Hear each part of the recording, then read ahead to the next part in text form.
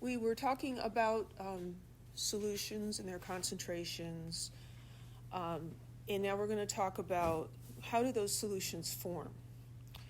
If we can think about two familiar aqueous solutions, salt water and sugar water. Either of these substances, you take a tablespoon and it's this, whitish little granules, right?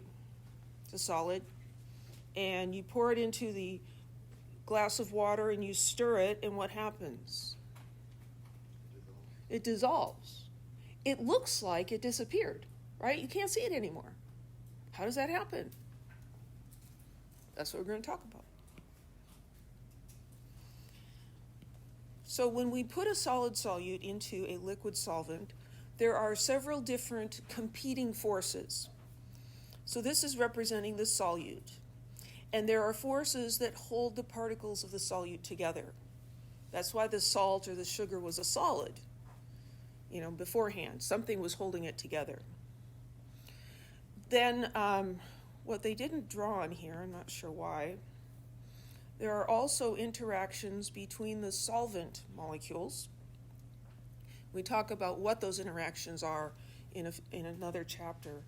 But the reason that the water stays in the glass and doesn't just fly out as a gas is because the water molecules are attracted to each other.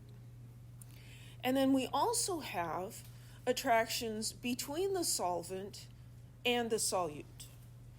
And so if the solvent dissolves, it's going to depend on the relative strengths of those different interactions. So this solvent-solute interaction needs to be strong enough that we can pull the solute molecules away. And it needs to be strong enough that we can pull the water molecules away from each other. So this does not always happen. Not everything is soluble, but this is what happens when something dissolves. Any questions?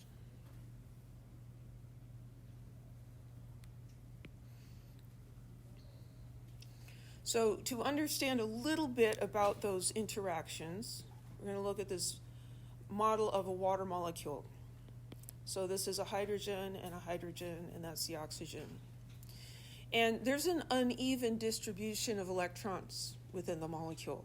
And for now in the semester, you just have to believe me. So this causes the oxygen side of the molecule to be a little bit negative, and the hydrogen side to be a little bit positive. So this is a Greek lowercase delta, which kind of looks like a lowercase d that has a posture problem, right? It's all slumped, right? It's a d. D minus, d plus. And what that means is a partial charge. So this isn't plus 1 plus 2. This is maybe plus 1/10 or plus 1/3 or something. It's just a partial charge, okay?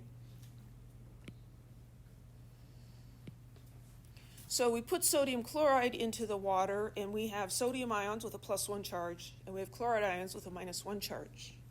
Well, the negative end of a water molecule will be attracted to the positive sodium ion. And the positive end of water will be attracted to the negative chloride ion. So water is like positive and negative kind of at the same time. And so it will turn one way or the other and can be attracted to either cations or anions.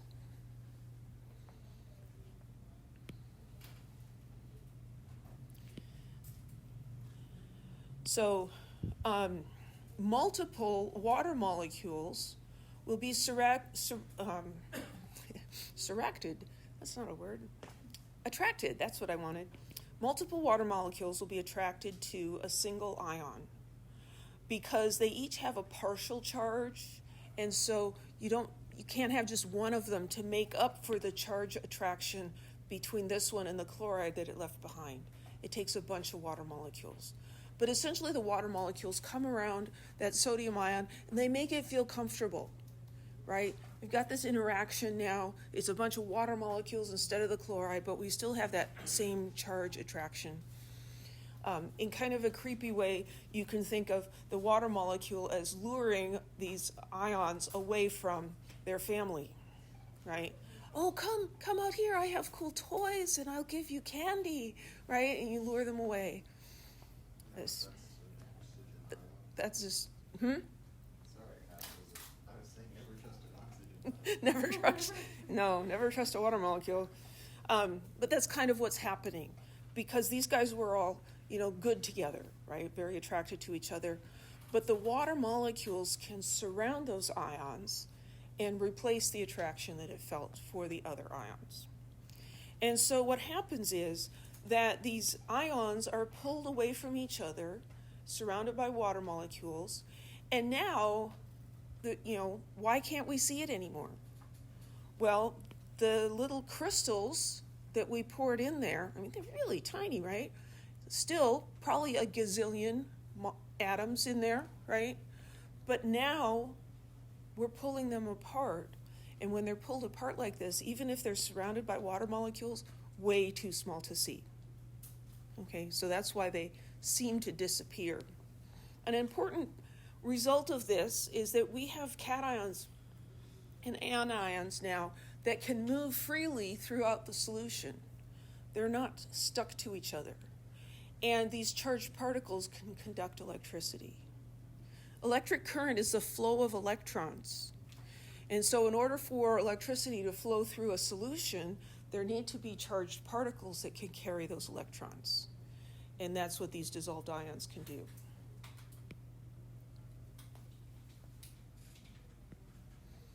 So we hear about electrolytes a lot when we hear about sports and Gatorade and things like that.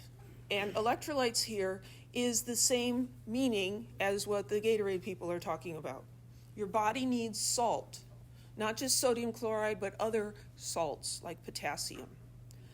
And when you sweat a lot, you lose some of those salts. That's why if you've been exercising really, really hard and you really sweated up your t-shirt and then it dries, a dark t-shirt, and it's all kind of white and crusty, right? Because that's literally salt that came out of your body. And so you need to replace that because there's a lot of electrical activity in your body, and that depends on the right amount of these electrolytes. So what we're talking about with an electrolyte is a soluble ionic compound, something like sodium chloride that will dissolve in water. Here we have an illustration of a conductivity apparatus. There's a light bulb with a battery, and these are two electrodes in the solution. Now, in pure water, that light bulb is not going to turn on, because in order for that to turn on, you have to complete the circuit. There needs to be a way for electricity to flow from one electrode to the other. When we add salt to the water, the salt ions are free to move, and they can carry the electricity from one to the other. And so the light bulb goes on. A non-electrolyte does not conduct electricity. This is sugar. Sugar is a molecular compound. It dissolves in water, but it doesn't form ions, and so it can't carry any charge. And so you can put sugar in here, the light bulb does not go on. So electrolyte solutions will conduct electricity. Non-electrolytes do not conduct electricity. Well, how does sugar dissolve in water? Well, sugar also has some uneven distribution of electrons. And again, the hydrogens are going to be more positive and the oxygens are going to be more negative. And so we get attractions between the oxygen of a water molecule and one of the hydrogens on the sugar molecule. So again, these will get surrounded by water molecules, and that allows the sugar molecules to go out swimming in the water and can move around. Any questions?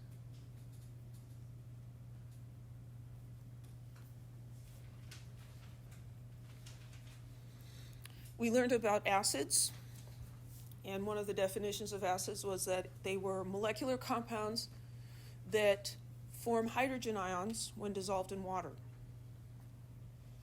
So we learned to recognize them from their formulas because they start with H. And I just want to remind you that in Chem 1A, acid formulas always start with H. Okay?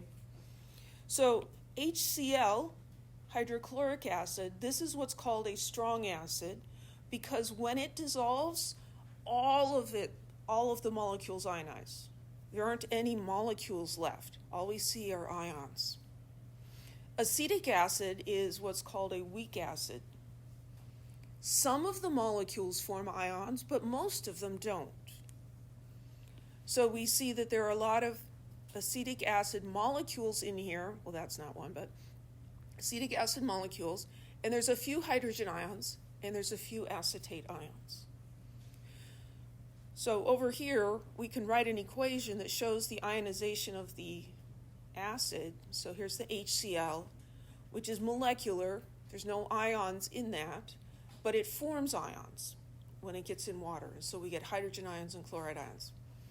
And here's our arrow that tells us this is going to the right. For weak acids, we use a double-headed arrow because this reaction does not go all the way to those products. It actually goes in both directions. So HF forms some hydrogen ions and fluoride ions, but this is an equilibrium, and we also have a significant amount of HF molecules present. Same thing for acetic acid. A small number of them ionize, but most of them are present as the molecule. Any questions? Yes? So the double arrows only occurs for weak acids? The double arrows are used to indicate an equilibrium. And weak acids have an equilibrium with, between the molecules and the ions. Strong acids do not. Strong acids just ionize completely and they're done. Okay. Yeah.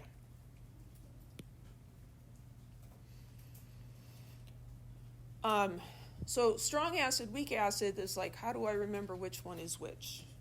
Well, it comes back to the electrolyte business. So we can also have strong electrolytes and weak electrolytes. Strong electrolytes, like strong acids, because strong acids are strong electrolytes, will ionize completely. So strong electrolytes are going to be soluble ionic compounds and strong acids. These solutions conduct electricity well. Let me just jump ahead real quick here. These are pictures, right? So here we have sodium chloride. That is a strong electrolyte. It all separates into ions. There's lots and lots of ions available to carry the current. The light shines strongly, right? Here, acetic acid, this is a weak electrolyte. It forms a few ions, but not nearly as many.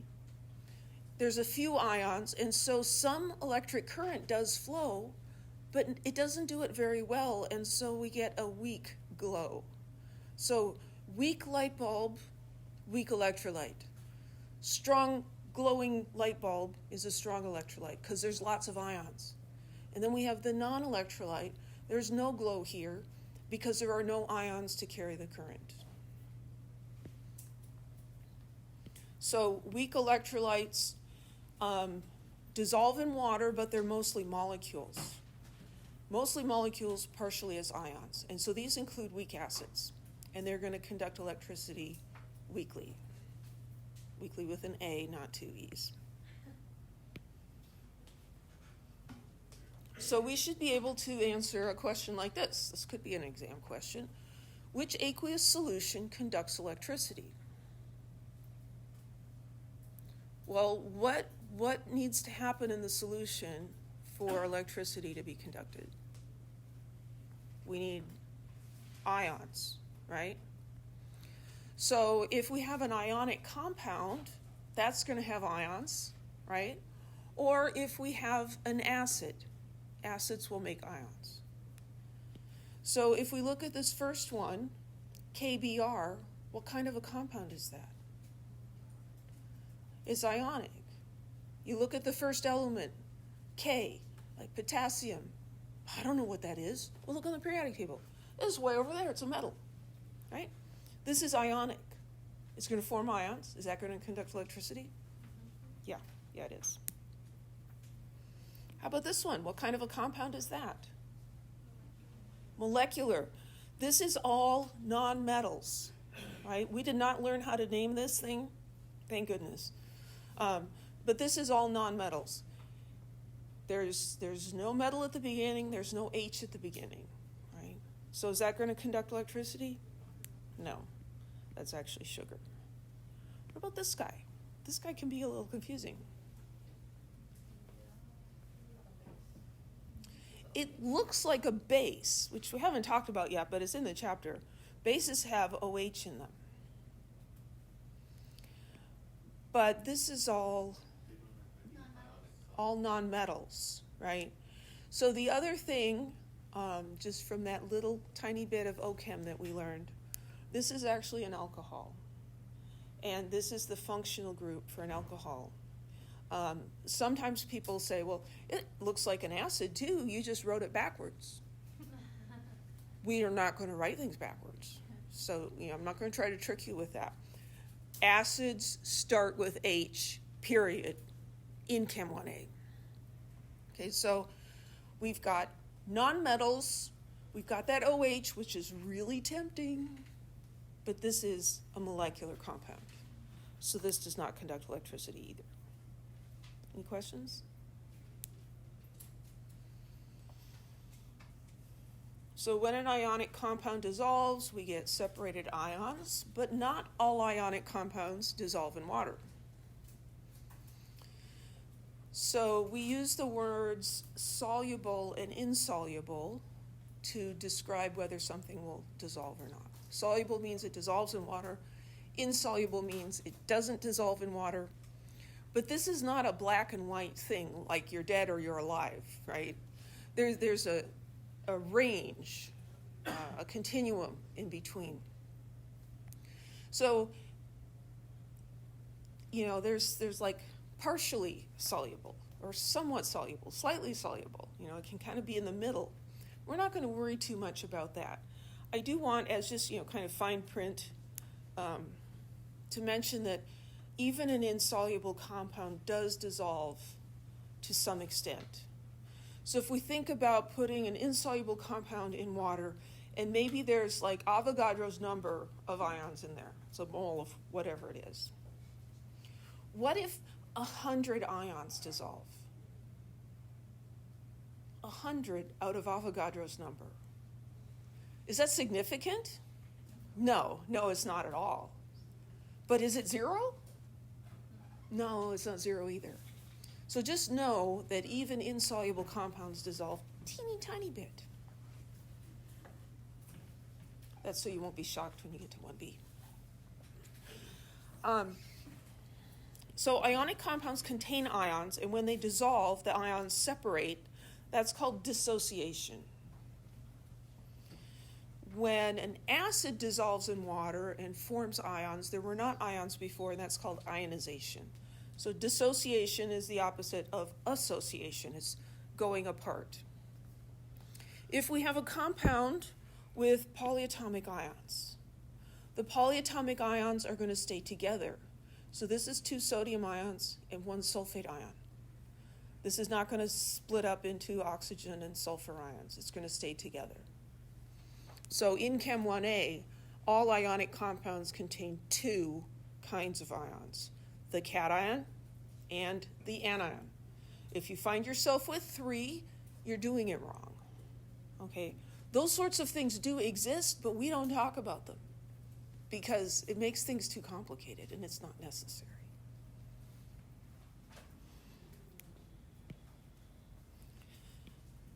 Silver nitrate dissolves in water, making a strong electrolyte solution, separates completely into ions. Silver chloride does not. The silver ions and the chloride ions are just really stuck on each other, and they are just going to sit there and they're not going to dissolve. And so you see it just sitting on the bottom. You can wait forever, it's not going to dissolve. Yes? Is there a way to know if something's soluble versus insoluble? Yes, there is. And we're going to get to that. That's a great question. How do you know? It's complicated, turns out. There's lots of different factors. There's no easy way to predict. There's no just simple, if it's ionic, it's soluble, or something like that. The best we can do is what's called an empirical method, which is by experiment. And so you take different compounds and you stick them in water and you see if they dissolve, right? So they did that with all kinds of different compounds. And then they looked for patterns, right? And there are exceptions to these patterns, but for the most part, what's on this table will work, and it will certainly work for anything I ask you to do in this class.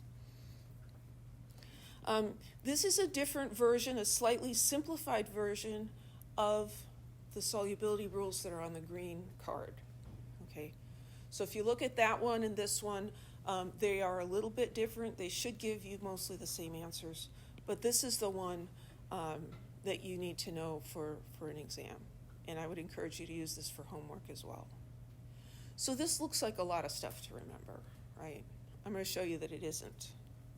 So the top of this table shows us compounds containing the following ions are generally soluble. So if it's got these ions, one of those in it, it's generally soluble. And then over here, we have exceptions. And the way you should use this table is always start at the top and work your way through. And we're going to do some examples. And so first you ask yourself, well, does it have lithium, sodium, potassium, or ammonium in it? If it does, it is soluble, no exceptions. You don't need to look at anything else. Well, how do I remember those guys? Well, lithium, sodium, and potassium are group 1A. And then ammonium. So group 1A and ammonium, those are all cations. And then we have the anions nitrate and acetate, always soluble. These are the halides.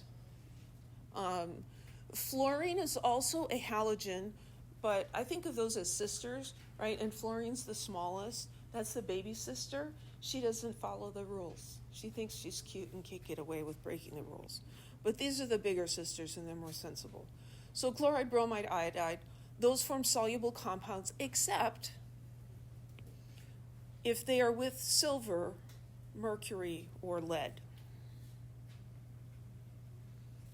So you don't really need all those other words. You just need silver, mercury, and lead. Sulfate compounds, generally soluble, except with, there's lead and silver again, and strontium, barium, and calcium. Strontium, barium, and calcium are group 2A towards the bottom.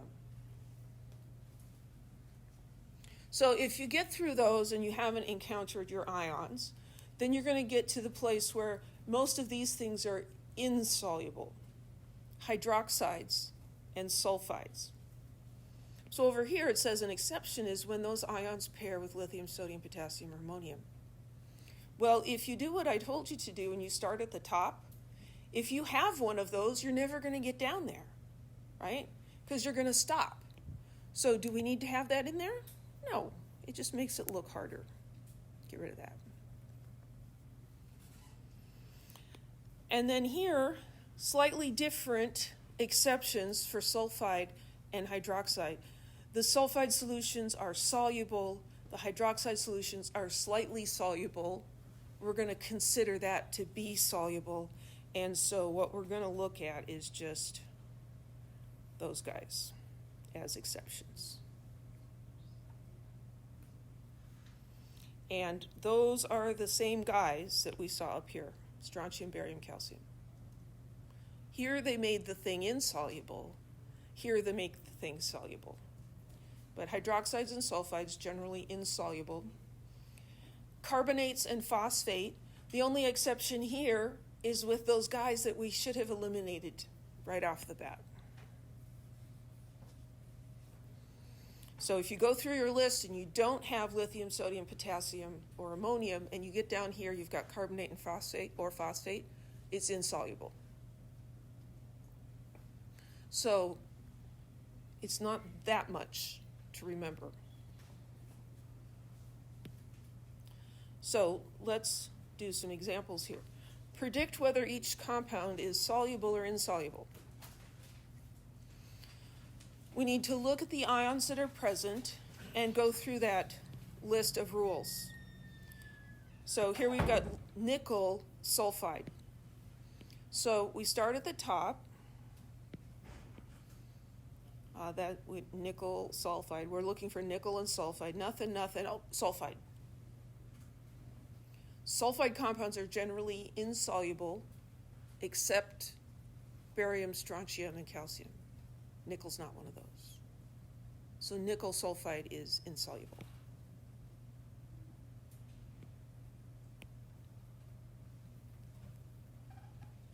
Insoluble. Magnesium phosphate.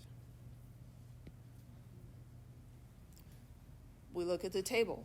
We go through the top. We're looking for magnesium and phosphate.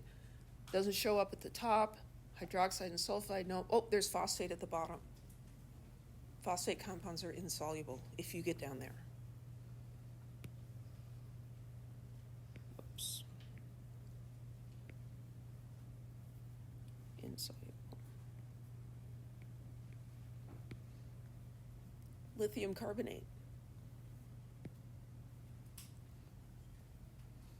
Where do we run into lithium? First row.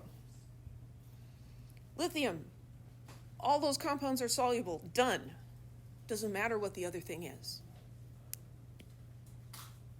So this is soluble. Ammonium chloride. Where's ammonium in that table? First row again, right? Ammonium compounds are soluble, no exceptions.